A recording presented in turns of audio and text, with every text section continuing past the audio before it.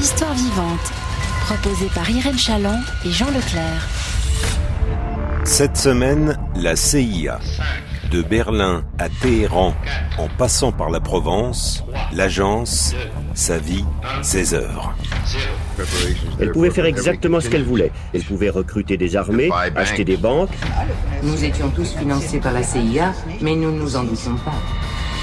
La sécurité nationale des États-Unis, légalement ou illégalement. Le coup d'État de 1953 a été considéré à l'époque par la CIA comme un véritable succès. En 1954, les États-Unis intervenaient presque ouvertement pour abattre un gouvernement de gauche qu'ils estimaient contraire à leurs intérêts stratégiques et commerciaux. Ce n'était pas la première sale combine menée à l'étranger avec succès, mais ce fut certainement la première de cette ampleur. Elle a en quelque sorte donné à l'agence son statut de majorité. Que s'est-il passé à la boulangerie? Le pain serait-il empoisonné?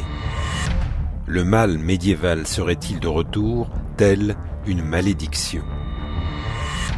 Quelles sont donc les expériences aventureuses auxquelles s'est livrée l'agence?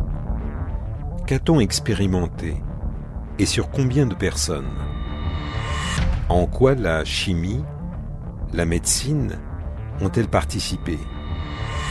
En quoi consiste la machine à brouillard? Nous évoquerons ce soir toutes ces questions avec notre invité.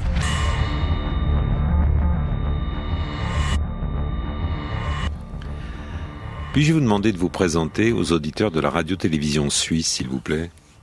Oui, bien sûr, je m'appelle Olivier Pighetti, je suis réalisateur et d'ailleurs producteur, mais je préfère me nommer réalisateur, journaliste, qu'importe.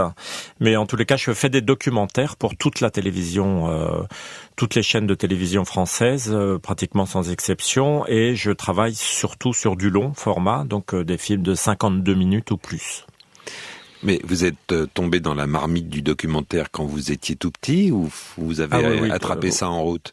Ah non, tout petit. J'ai commencé en presse écrite et photo d'ailleurs.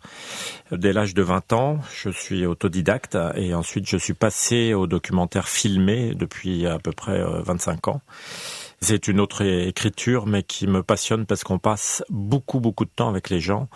Et du coup, la relation est exceptionnelle. La relation qui se forme entre les gens qui acceptent de participer, qui font ce cadeau énorme qui est de participer à un documentaire, parce que sans eux, nos films n'existeraient pas. Et voici un quart de siècle, vous débutiez par quoi, Olivier Pighetti? J'ai beaucoup voyagé en Amérique latine, j'ai beaucoup voyagé en Afrique, j'allais dans des destinations plutôt très excitantes, surtout pour un jeune, avec mon petit stylo et puis mon petit appareil photo, et puis j'allais chercher des histoires là où elles se trouvaient. Ensuite j'allais les vendre dans les journaux un peu partout en France et dans le monde aussi, et puis je repartais avec le petit butin que je m'étais fait à la fin de ces ventes. C'était merveilleux. J'ai noté une succession de titres que je vais vous livrer, qui sont vos opus. Les tout petits rats de l'opéra, Cour d'assises, Ténor du barreau, les titres parlent d'eux-mêmes, Wanted, un documentaire sur la chasse à l'homme, La morsure de la folie, au passage un titre magnifique, bravo, Couple déchiré, enfant victime, Les ch'tis d'Allah, le gang de Roubaix, Mon fils, un si long combat, Emprise meurtrière, qui est, si j'ai bien compris, le portrait d'une femme dont le mari a assassiné leurs 3 enfants. On Tout l'entend. À fait, d'ailleurs, qui est passé sur la RTS aussi. Rat de l'opéra, Cour d'assises, Ténor du barreau, Wanted. Y a-t-il, Olivier Pighetti, un fil rouge au travers de tout ça? On vous a entendu dire, c'est la rencontre avec des personnes. Est-ce que c'est ça qui tient de fil rouge sur ces sujets d'apparence aussi divers? Effectivement, ce sont des sujets très divers. Je m'intéresse à tous ces sujets-là, bien sûr, parce que moi, je les propose aux diffuseurs qui, eux, font leur choix parmi les propositions que je fais. Donc, si je propose ce type de sujet, ça veut dire que je suis très motivé pour pouvoir les faire et je suis stimulé par le milieu dans lequel je vais pouvoir évoluer et travailler. Mais effectivement, moi, dans ce métier, ce qui me fascine le plus, c'est le pouvoir rencontrer des gens extrêmement divers dans tous les milieux. Et ça, c'est d'une richesse inouïe. Je pense qu'il y a peu de métiers qui permettent ce type de contact.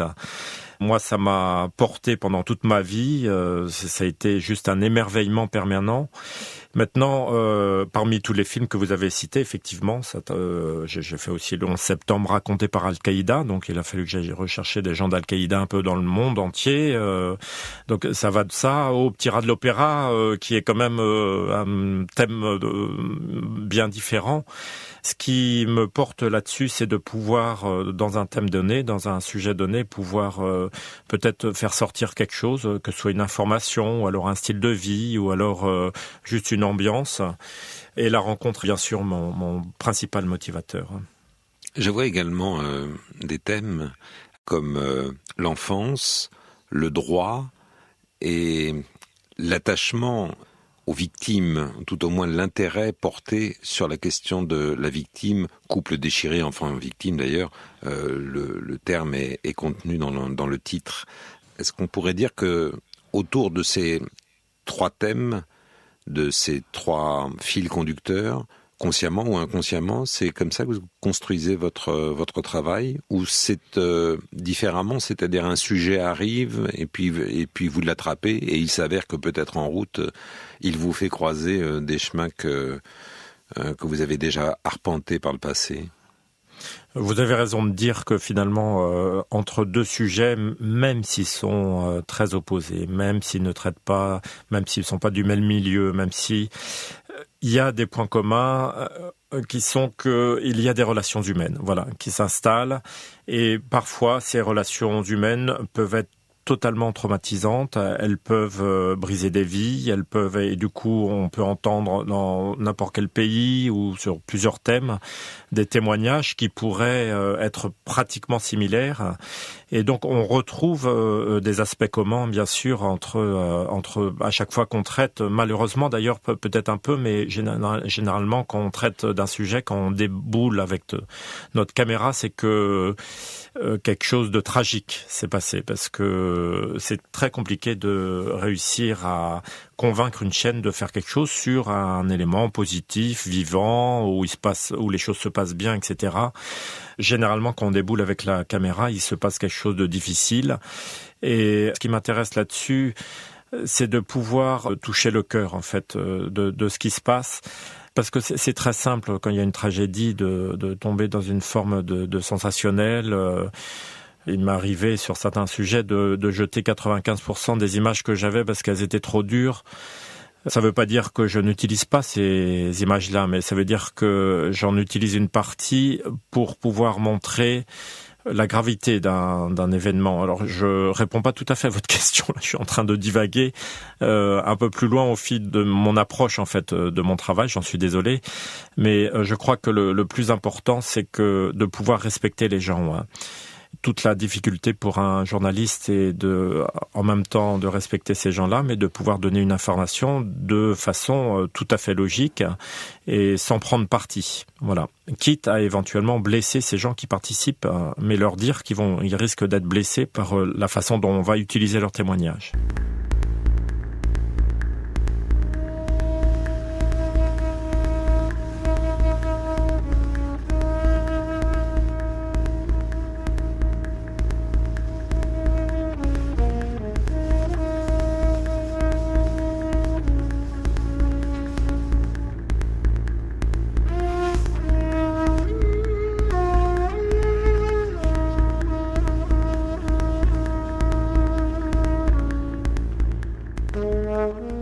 On va regarder Olivier Pighetti des deux côtés, si vous le voulez bien, à la fois quand vous êtes face aux témoins, aux personnes que vous enregistrez, devant lesquelles vous placez votre caméra, et puis au public à qui vous vous adressez.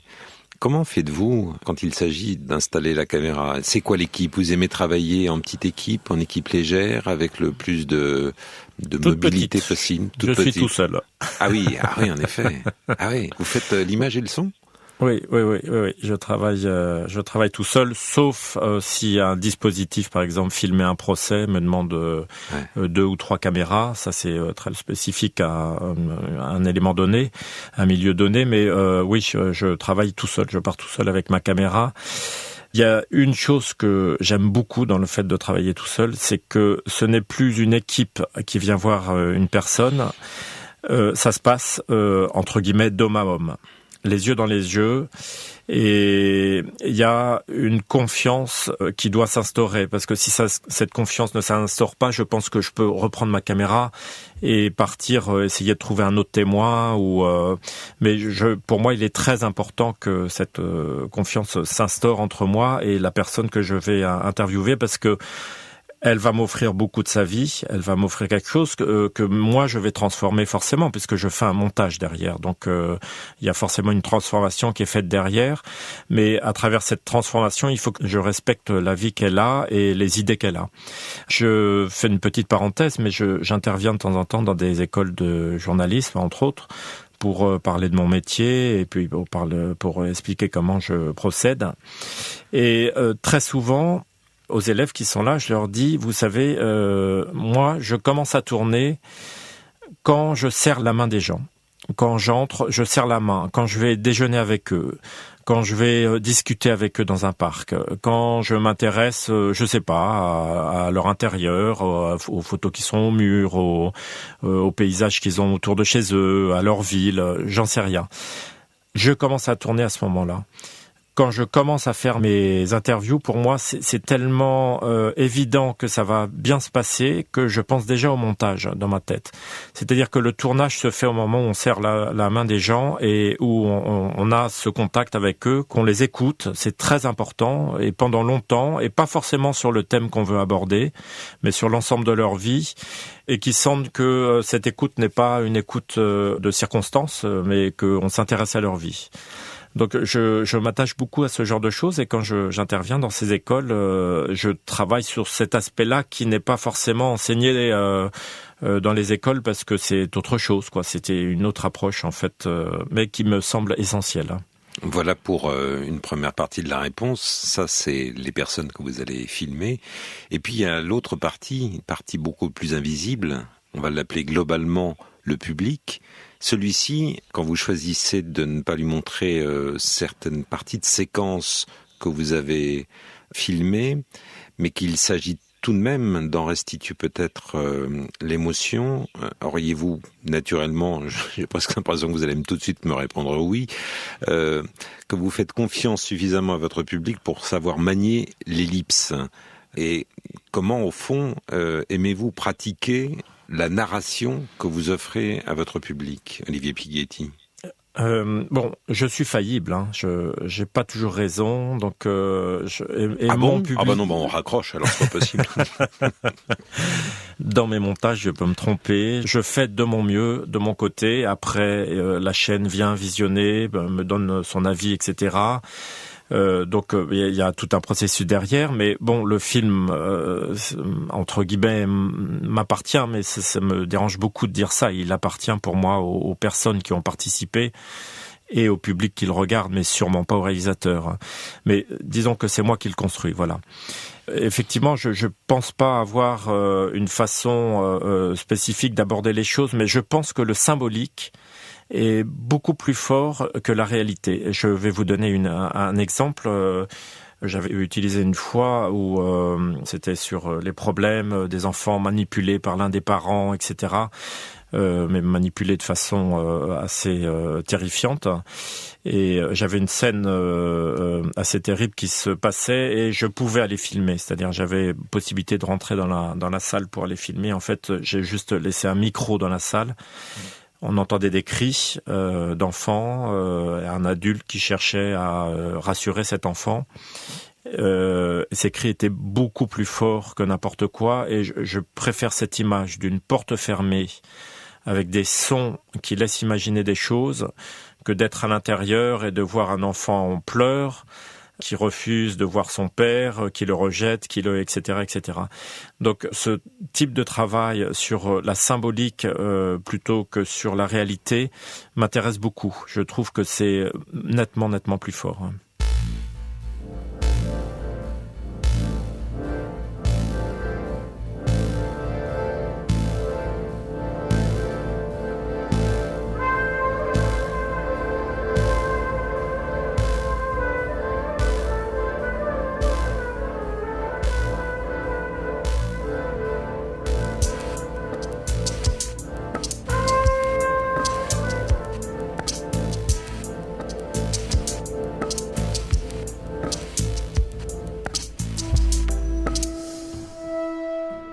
Olivier Pighetti, diriez-vous que votre premier fil conducteur, votre premier réflexe, de laisser ainsi la porte fermée et qu'on entende l'enfant derrière, est plutôt rattaché au trouble que cette scène suscite en vous? Alors, le trouble, bien sûr que je l'ai, je suis humain, ça rebondit d'une façon ou d'une autre sur ma vie, bien sûr, mais je pense réagir différemment par rapport à des scènes qui sont aussi terrifiantes que celle-ci. Je vais vous donner donc un autre exemple. J'ai traité il y a pas très longtemps, j'ai fait un film avec une femme dont le mari avait poignardé ses 3 enfants et s'était suicidé derrière. Donc pour moi c'est la tragédie absolue, on se retrouve face au néant. Donc je ne vois pas ce qu'on peut faire pratiquement pour survivre. Donc j'ai filmé la survie de cette femme pendant assez longtemps, pendant plusieurs mois. Le film était assez long, il a fait 70 minutes. Je suis resté longtemps avec elle. Elle m'a offert une partie de sa vie avec une générosité. Enfin, elle m'a ouvert vraiment tout ce qu'elle avait sur le cœur. Enfin, c'était... Donc en discutant avec elle, elle me disait mais est-ce que toi ça te tire pas vers le bas le fait de traiter quand même souvent des sujets de société qui sont assez terrifiants, qui doivent te peser. Mais moi au contraire, donc je lui disais, je suis désolé de te dire ça Odile, mais des histoires comme la tienne me tirent vers le haut, me rendent optimiste par rapport à la vie qu'on a. Aucun syndrome post-traumatique, autrement dit.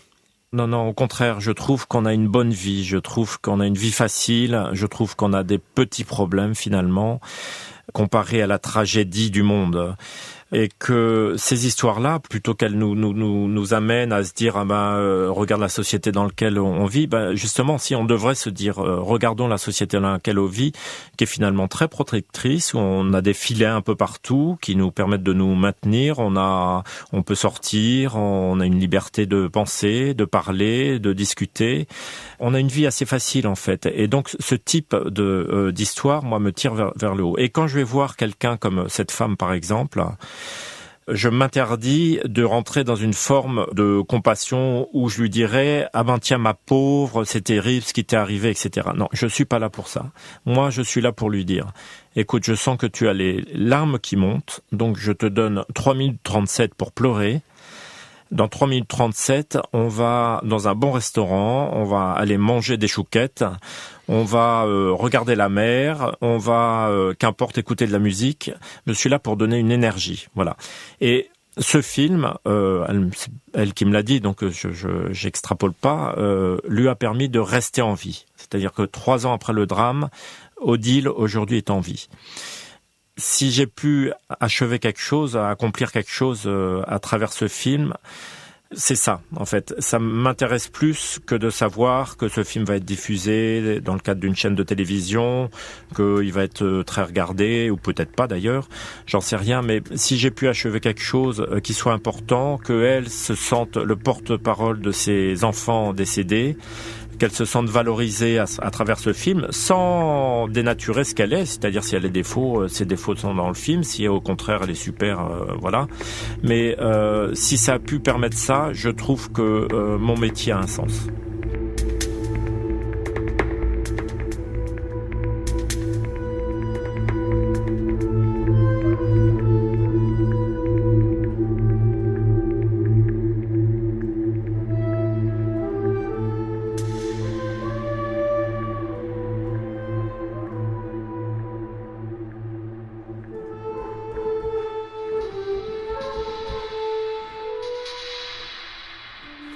Nous sommes ce soir en compagnie d'Olivier Pighetti, réalisateur et producteur, pour un nouveau documentaire dont il est auteur et dont nous parlerons dans un petit moment. Mais Olivier Pighetti, vous nous disiez dans la première partie d'entretien que vous avez la double casquette, réalisateur-producteur, et que même si vous préférez vous présenter avec la casquette du réalisateur, néanmoins, le producteur est là. C'est par défaut, c'est par choix, de la même manière que vous aimez arriver chez les gens plutôt tout seul pour faire le son et l'image de votre sujet, que vous avez opté pour la casquette producteur, ou alors c'est parce que vous avez un caractère épouvantable et que personne ne peut s'entendre avec vous. C'est peut-être aussi une piste possible. Très certainement.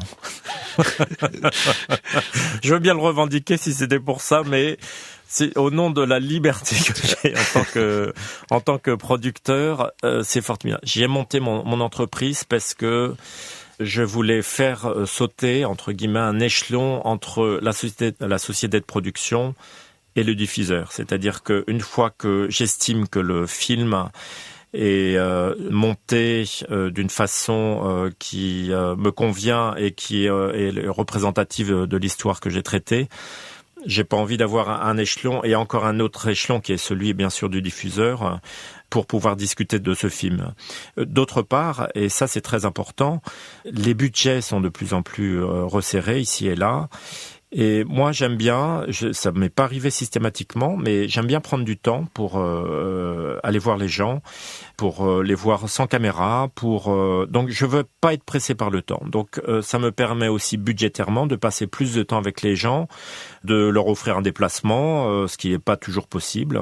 La télévision a des moyens limités. Nous, c'est des budgets qui sont fixés au départ et il faut pas les dépasser.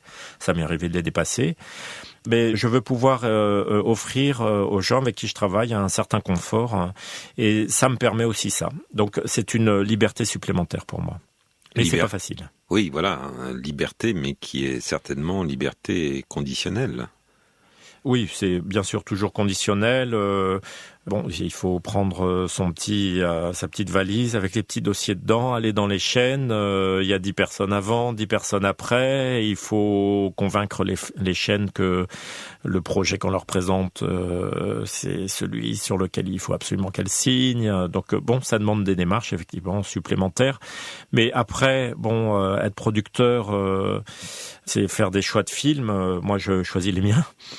Donc c'est peut-être plus simple pour moi de rester petit que d'agrandir, et j'ai pas voulu grandir. Et le producteur que vous êtes, dit-il non parfois au réalisateur que vous êtes qui aurait peut-être envie simultanément de 2 projets de nature différente ou peut-être aussi de coups différents, et le producteur intraitable dit non, c'est celui-là qu'il faut faire avant tout? Jamais. Voilà.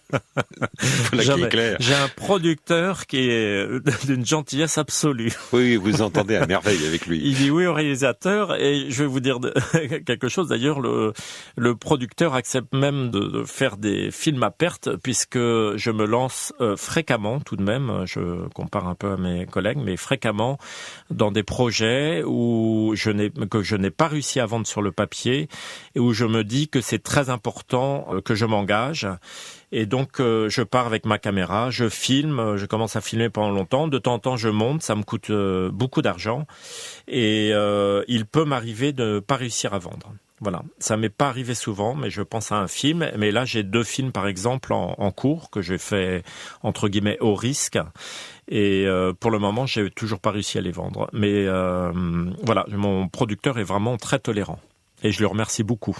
Ah oui, ça, vous pouvez le féliciter de notre part. Le produit a été mis chez le boulanger. Je dis non, c'est pas le boulanger qui l'a mis. Chez le boulanger, il faut que quelqu'un l'ait mis. Donc c'est pas lui, c'est quelqu'un d'autre. Quelque chose qui ne va pas. Ça, c'est pas clair. Pas du tout. Rien n'est clair. Et pendant des décennies, les raisons du drame resteront inexpliquées. Mais contre toute attente, 60 ans plus tard, une nouvelle théorie voit le jour. Elle ne vient pas de France, mais des États-Unis. Un chercheur américain, Hank Albarelli, spécialiste des services secrets, enquête sur la mort suspecte d'un biochimiste de la CIA, Frank Olson. Spécialiste des armes chimiques, cet homme multiplie les expériences sur les drogues dures, comme le LSD. Il s'est d'ailleurs rendu en France quelques mois avant le drame de Pont-Saint-Esprit. Hank Albarelli fait alors le lien avec le drame de Pont-Saint-Esprit. Et s'il s'agissait de la pulvérisation de LSD sur le pain par la CIA et l'armée américaine? Je n'ai aucun doute sur le fait que Pont-Saint-Esprit était une opération secrète de l'armée américaine.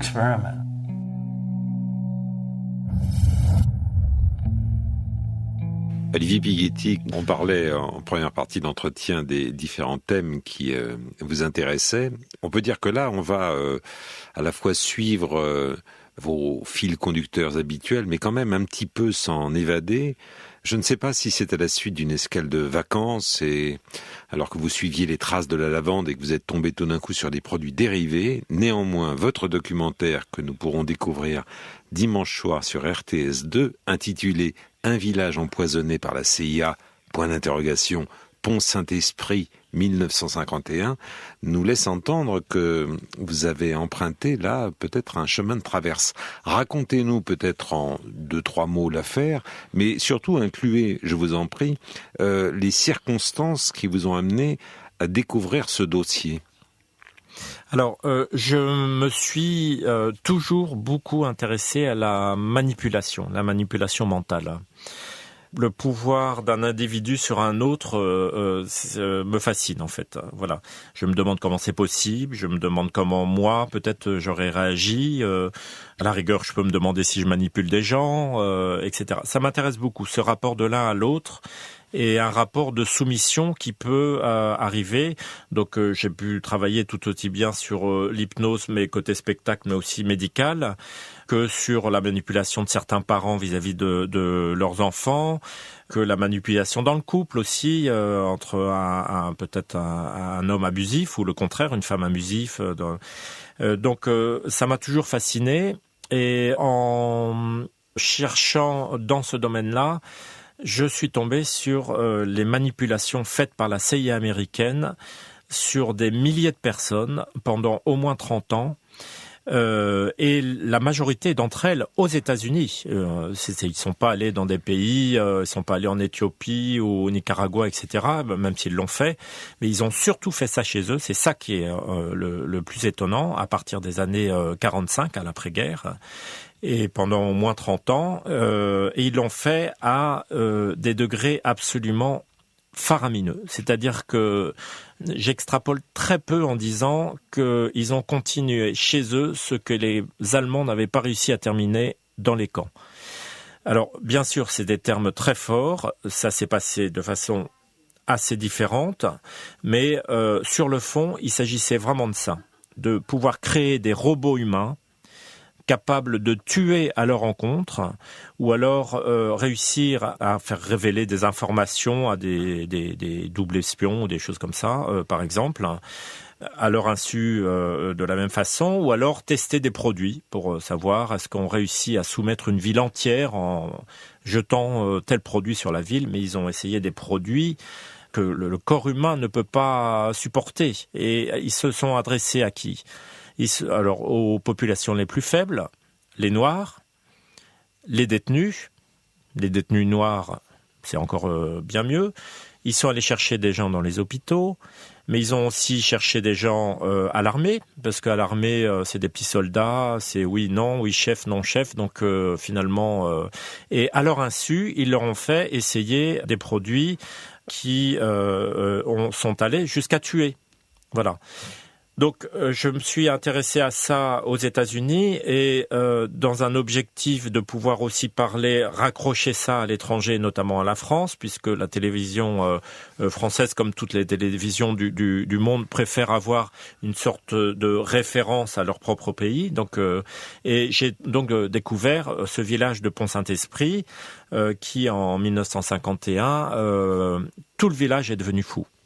300 personnes intoxiquées, il y a eu 7 morts, les gens divaguaient dans la rue, se jetaient des étages, voyaient des boules de feu géantes arriver de partout, des araignées, donc se mettaient à danser, on savait pas pourquoi, etc. On a bien sûr accusé tout de suite la farine, l'ergot de seigle, mais l'ergot de seigle, les derniers qui avaient exactement les mêmes symptômes, hein, mais ça remontait à l'époque médiévale pratiquement, l'ergot de seigle. Donc il n'y en avait plus du tout. Alors comment ça se fait que tout à coup l'ergot de seigle réapparaisse comme ça dans un village, d'autant que la même farine qui a été utilisée dans d'autres villages n'avait pas eu les mêmes effets. Donc je me suis intéressé à cette thématique et retrouvé des documents à travers des chercheurs aux États-Unis, etc., qui montraient que la CIA avait arrosé donc le pain d'une boulangerie de Pont-Saint-Esprit avec du LSD et que quand les gens ont commencé à prendre du LSD, ils sont devenus fous. Voilà, le village est devenu fou.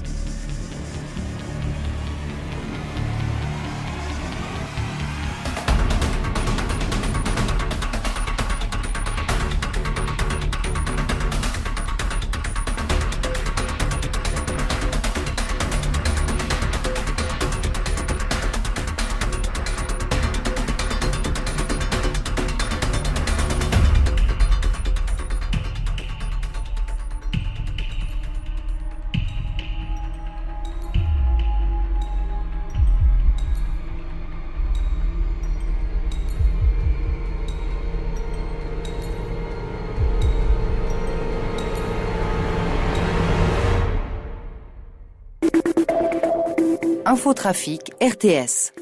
Il n'y a plus de danger lié aux objets précédemment signalés sur l'axe Genappe-Yverdon entre Lausanne-Crissier et Cossonay. Et en région lausannoise, la route du Golfe entre le chalet d'Agobet et le Mont-sur-Lausanne est toujours fermée dans les deux sens suite à un accident. Histoire vivante. Cette semaine, la CIA. De Berlin à Téhéran, en passant par la Provence, l'agence Sa vie, ses œuvres. En 1948, un chercheur des laboratoires Sandoz, Albert Hofmann, découvre une molécule qui met en ébullition les services secrets. Le diéthylamide de l'acide lysergique, ou LSD. C'est un dérivé de l'ergot de seigle, ce même parasite qu'on a longtemps tenu pour responsable du drame de Pont-Saint-Esprit. On pense alors que les effets hallucinatoires de cette drogue sont la clé de la manipulation mentale. Craignant que les soviétiques ne mettent la main sur les échantillons de Sandoz, les Américains achètent tout le stock. Olivier Pighetti, c'est à la suite de la lecture d'un article, d'un livre, d'une rencontre, d'une discussion avec quelqu'un. Comment s'est fait le tilt sur le sujet ? C'était en faisant de la recherche surtout virale sur Internet. Il y avait un chercheur américain qui avait demandé des documents déclassifiés donc à la CIA qui sont très longs à obtenir et qui avait obtenu ces documents-là. On lui en a envoyé une partie d'ailleurs par erreur. Et lui travaillait sur une autre thématique qui était le meurtre supposé ou le suicide, on ne sait pas très bien, de Frank Olson, donc un chimiste de la CIA. Dont nous avions déjà parlé dans Histoire vivante autour de l'opération Artichaut. Voilà, Artichoke, oui, tout à fait.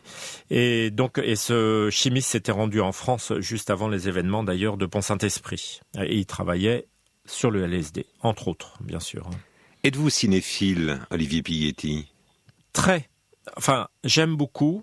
Je le fais pas suffisamment. Si vous me dites, citez-moi, je vais peut-être trembler en disant flûte, qu'est-ce que je vais bien pouvoir dire. Mais comme vous avez une audience, je vais quand même vous donner un film que tout le monde doit avoir chez soi.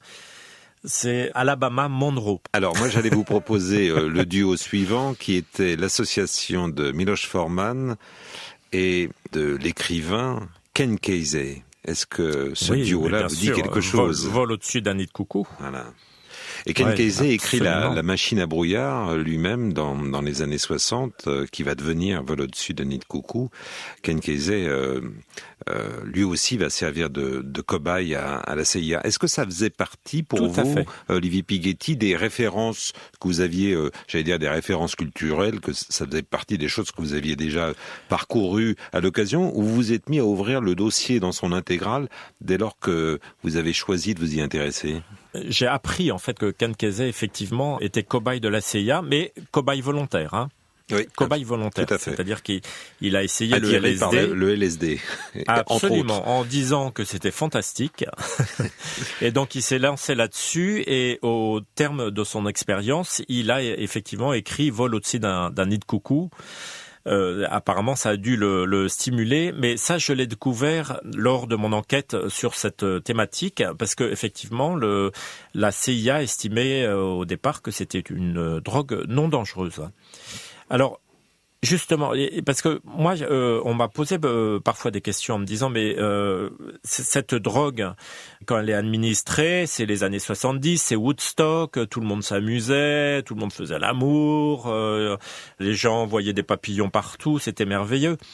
Oui, effectivement, quand on prend du LSD de façon volontaire, c'est-à-dire si je vous dis, tiens, dans votre café, là, j'ai mis une petite pilule, tu vas sentir que tu vas partir dans un autre univers, tu vas voir, ça va tanguer un peu, mais t'inquiète pas, ça va être super, ça va t'amener dans le paradis.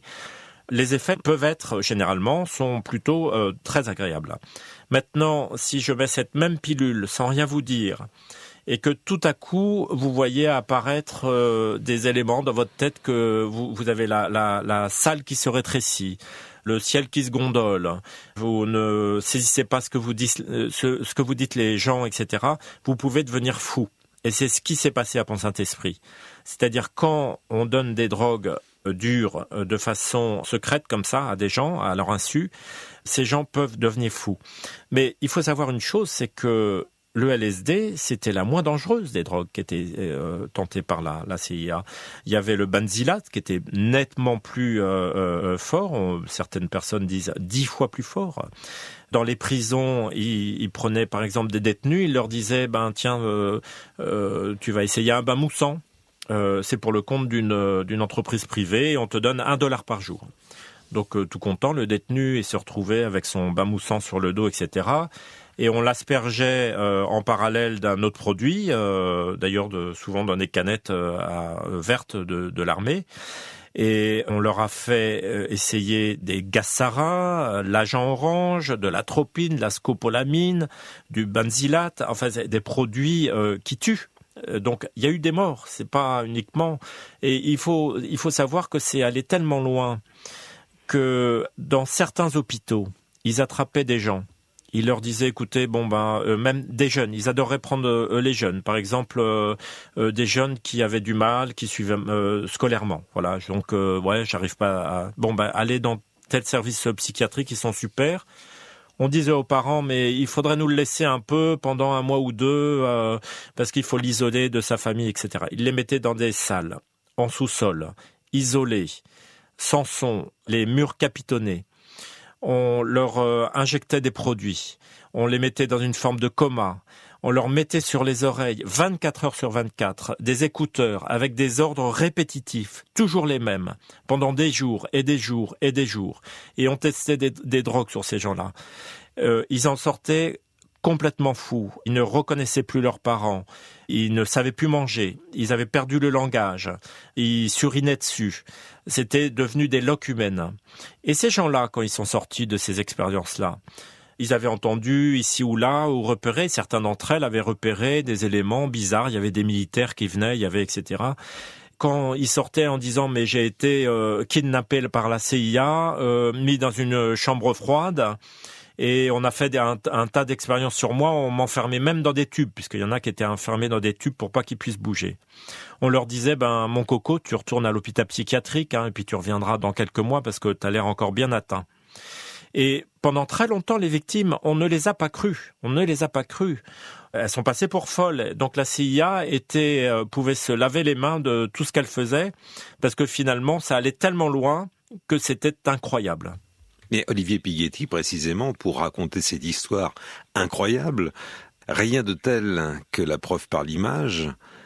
Et là, votre documentaire, le documentaire que nous pourrons découvrir dimanche soir sur RTS2, Un village empoisonné par la CIA, Pont-Saint-Esprit 1951, nous laisse sur le flanc tant les images d'archives dont vous allez nous parler maintenant font la démonstration absolue des propos que vous venez de tenir. Est-ce que vous pourriez nous dire comment vous avez pu dénicher ces images au fond très rares? Est-ce qu'elles font partie précisément des éléments déclassifiés dont vous parliez juste avant? Alors, les éléments déclassifiés, je reviens un tout petit peu sur l'histoire. Dans les années 70, autour de 74, 75, etc., on s'est rendu compte de l'énormité de ce qu'a fait la CIA et on a demandé des enquêtes sénatoriales. Et Richard Helms, le chef de la CIA, a dit à ses hommes « Vous me brûlez tous les documents, vous me brûlez tout ». Il a oublié 20 000 documents, ce qui était une goutte d'eau par rapport à ce qui a existé. Mais ces 20 000 documents ont permis de retracer l'histoire de toutes ces expérimentations qui ont été faites, ou une petite partie en fait, ces expérimentations, mais surtout de voir leurs horreurs. Donc il y avait très peu de documents filmés ou autres, mais par contre demeuraient à cette époque-là des personnes qui avaient fait des expérimentations au sein de leur laboratoire, des gens de l'armée, des gens de la CIA, etc., et qui se filmaient entre eux ou qui filmaient leurs cobayes. Et donc c'est ces images-là que j'ai pu récupérer en fait.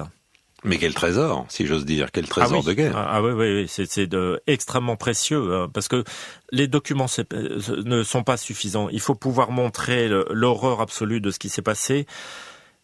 Ces images sont des images très Mais certaines sont symboliques. Il faut savoir quand même, c'est incroyable ce qu'ils ont pu tenter. Ils ont tenté de mettre des capteurs dans le cerveau de personnes pour déclencher des effets neurologiques à distance et pouvoir transformer cette personne en tueur. Voilà. Donc on a fait ces expériences au départ. La CIA s'est mis en contact avec un chercheur en Espagne qui travaillait là-dessus sur des taureaux. Voilà. Donc il a filmé ces taureaux, il leur a mis des capteurs. Au début, avant le capteur, le taureau charge comme on fait dans les corridas. Et dès qu'il a le capteur sur la tête, on déclenche avant la charge et du coup le taureau ne charge plus. Mais ces expériences donc ont été reprises là-bas d'Espagne et mises sur notamment des enfants d'ailleurs aux États-Unis. Donc on voit, il y a des photos qui existent de ces gamins. On voit ces gamins avec sur la tête le capteur et dans une situation, dans un comportement, dans un accès de violence très important. Ces images existent mais elles sont très rares. Et il y a aussi une séquence peu réjouissante, la lobotomie par le pic à glace. Oui, absolument. Oui, tout à fait. Oui, effectivement, c'est pas réjouissant, mais non, on ne peut qu'en rire quand on le dit comme ça.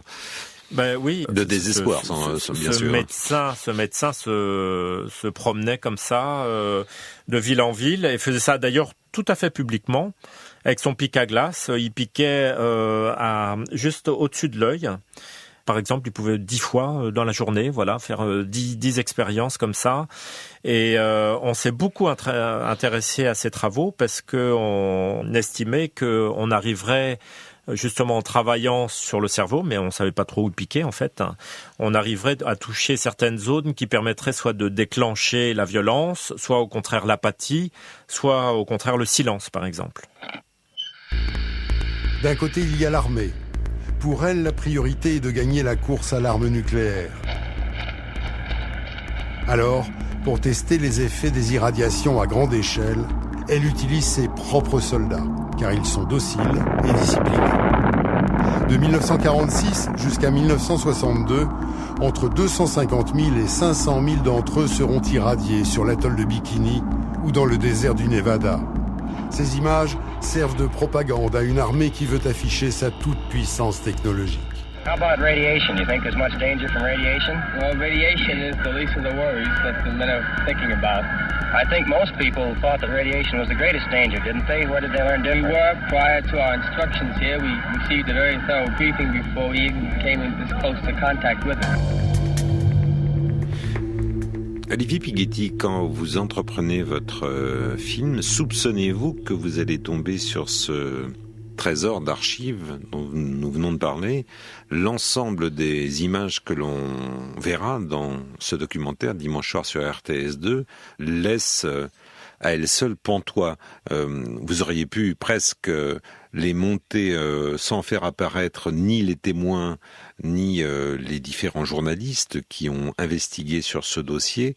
Les images en elles-mêmes sont particulièrement frappantes et surtout totalement inédites. Comment ça s'est fait ? Vous avez été convaincu du montage de votre dossier quand vous avez mis la main sur ces archives ou sont-elles venues entre-temps ? Moi, j'ai d'abord cherché le témoignage parce que je voulais retrouver des gens qui puissent expliquer comment ça s'était passé. Donc, je voulais m'assurer que je pouvais avoir suffisamment de témoins et des témoignages. Il a fallu que je vérifie parce que j'avais certaines personnes qui étaient prêtes à témoigner, mais par contre, je n'avais pas en face un dossier qui me permettait d'affirmer qu'elles avaient été victimes d'expérimentations faites par l'armée ou la CIA américaine. Donc il fallait que les dossiers que je retrouve soient béton et que la personne accepte de témoigner à visage découvert, ce qui n'était pas toujours très simple. Donc je suis d'abord parti là-dessus. Et après ça, une fois que je me suis assuré que c'était possible, je me suis lancé dans la recherche d'archives et effectivement, je voulais absolument des archives qui soient à la hauteur des témoignages que j'avais pu récupérer. Là, c'est nettement plus compliqué parce qu'il s'agit d'aller frapper à la porte de beaucoup d'administrations, mais aussi de demander des documents personnels, soit à des associations, soit à des personnes qui étaient à tel endroit, à tel moment et qui ont vu quelque chose et qui savent qu'il existe un film, etc., qui existe. Donc le travail d'archive est tout aussi passionnant qu'angoissant.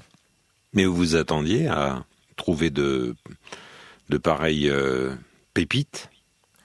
Non, pas jusque-là, non, très franchement, pas jusque-là, non, je pensais avoir quelque chose, j'étais sûr que je réussirais à trouver quelque chose, mais pas autant que ce que j'ai eu. Des milliers d'expérimentations gouvernementales ont eu lieu dans les hôpitaux, les universités et sur les bases militaires un peu partout dans le pays. Dans de trop nombreux cas, aucun accord formel n'a été demandé. On a dissimulé à des Américains ce qu'ils subissaient, et bien au-delà des cobayes eux-mêmes, cette tromperie a dupé leur famille et toute la nation.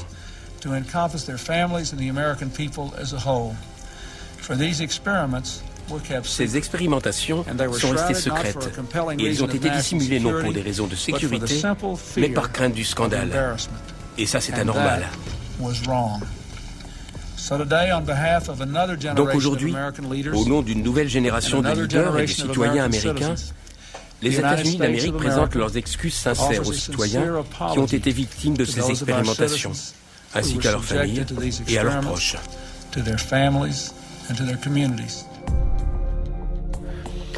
Olivier Piglietti, vous avez jusque-là raconté toute cette histoire à l'imparfait, et il est vrai qu'il y a une séquence dans votre documentaire où l'ancien président des États-Unis, Bill Clinton, William Clinton, demande publiquement pardon aux victimes à l'égard de ces expériences. Néanmoins, en octobre 95, oui. Octobre 95. Néanmoins, avez-vous le sentiment que dès lors que ces affaires-là ont été tenues dans la plus grande confidentialité, dans le top secret, on est encore dans quelque chose qui est imaginable?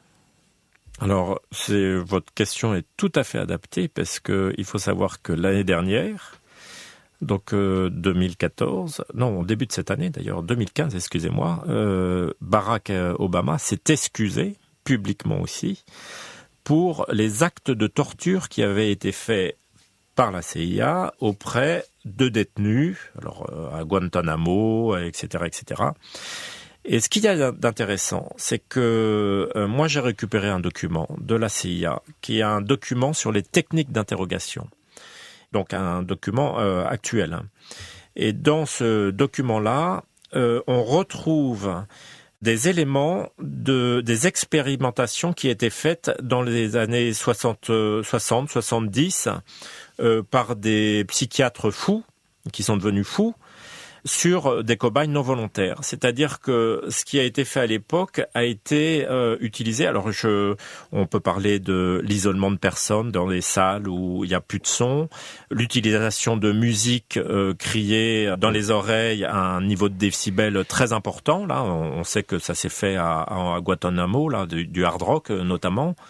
Le waterboarding, etc., etc. Donc la mise en condition dans une forme de stress qui fait que la personne va ou pas avouer des choses. Mais le problème, c'est qu'il avoue souvent des choses qui ne sont pas vraies, puisque tout ce qu'il veut, c'est que ça cesse. Pardonnez-moi de vous interrompre, mais on est presque là dans un cas de figure classique, les phénomènes de la torture que les armées ou les services secrets emploient.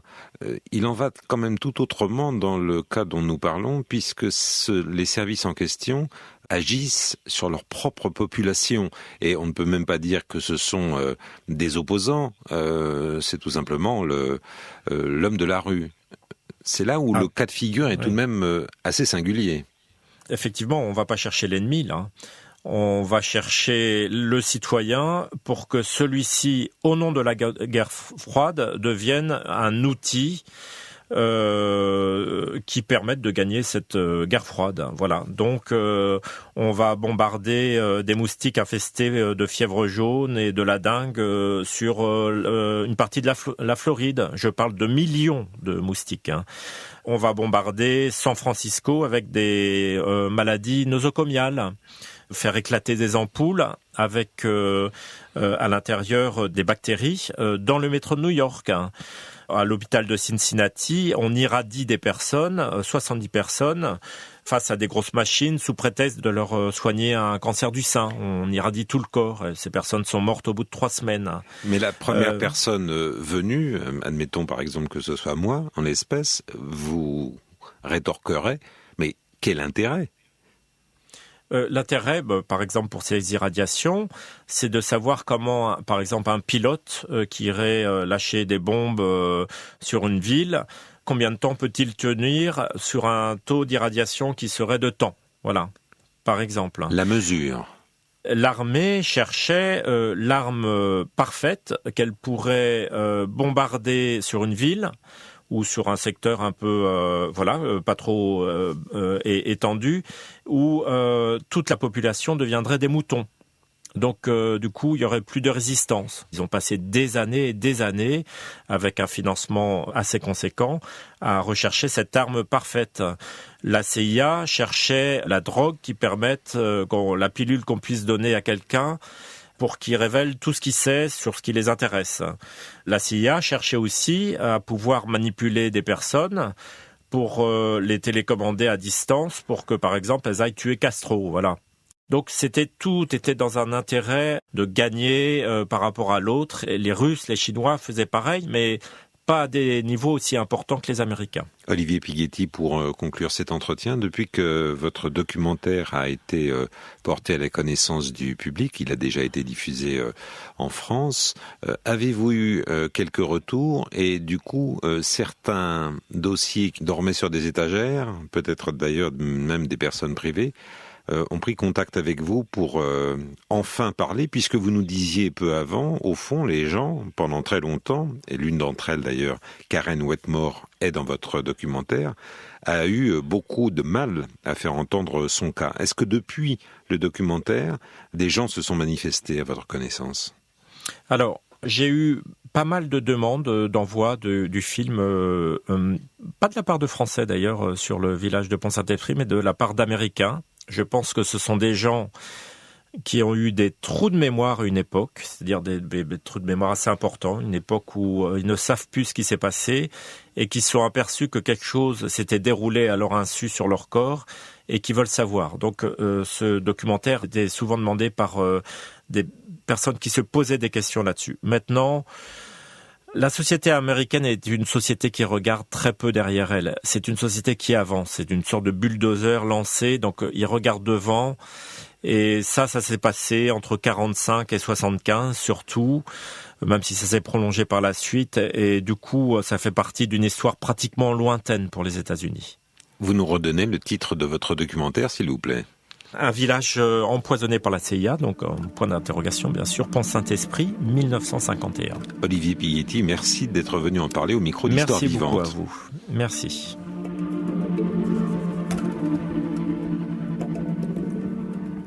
Rendez-vous sur RTS2 dimanche soir pour découvrir un village empoisonné par la CIA, point d'interrogation, Pont-Saint-Esprit, 1951. C'est le nouveau documentaire d'Histoire Vivante, un film signé Olivier Pighetti.